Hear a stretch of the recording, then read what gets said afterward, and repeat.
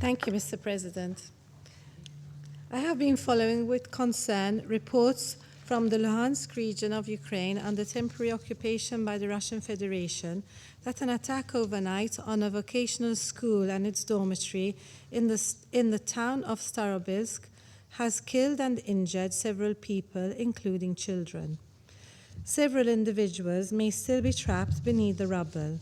The United Nations does not have access to the area and is not in a position to confirm details of the reported attack. As we have heard earlier this week in this same room, more than 4 years since the Russian Federation's full-scale invasion of Ukraine, large-scale attacks continue daily in Ukraine, causing civilian and child casualties and damaging critical civilian infrastructure. Reported Ukrainian strikes inside the Russian Federation have also resulted in civilian casualties and damage to residential buildings and other civilian objects. I strongly condemn all attacks against civilians and civilian infrastructure. As the Secretary General has repeatedly underscored, such attacks are prohibited under international law and must end immediately.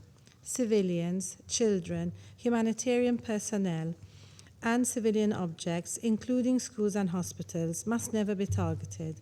The protection of children must remain paramount.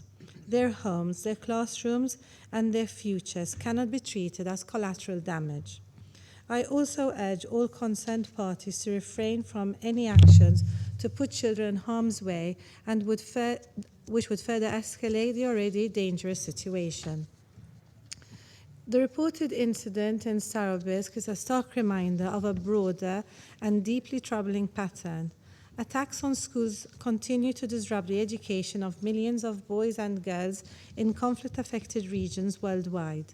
When schools are damaged or destroyed, the consequences extend far beyond the immediate loss of infrastructure, sometimes of life too. Children lose not only their classrooms, but also their sense of safety, stability, their routine, and their hope and dreams of their future. This has devastating and lifelong impacts. Schools must remain safe havens, places where learning, growth, and dignity are protected. Education is not only a human right, it is a lifeline. I recently traveled to Ukraine and to the Russian Federation and visited locations impacted by the conflict in both countries. In Ukraine, I visited an underground metro school in the city of Kharkiv, where I spoke with school children who continue learning even under constant air alerts. I have also visited several sites impacted by the conflict. In Ukraine, the impact of the war on education is tragic, and children's access to education and other essential services has been disrupted on a massive scale.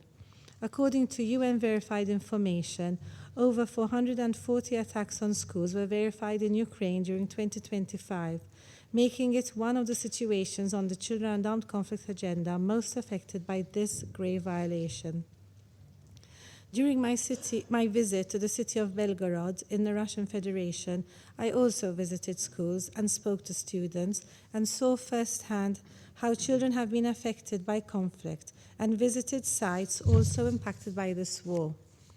Across all conflict-affected regions, from the testimonies I have personally received in different situations I visited in the last months, children and their families and their communities all share the same message. Stop harming children. Put their protection first. Protect their schools. Do not compromise their education, their development, and their future. We must act with urgency and determination. Prove that children affected by conflict matter. Protected schools and education facilities is not an optional. It is a legal and moral imperative.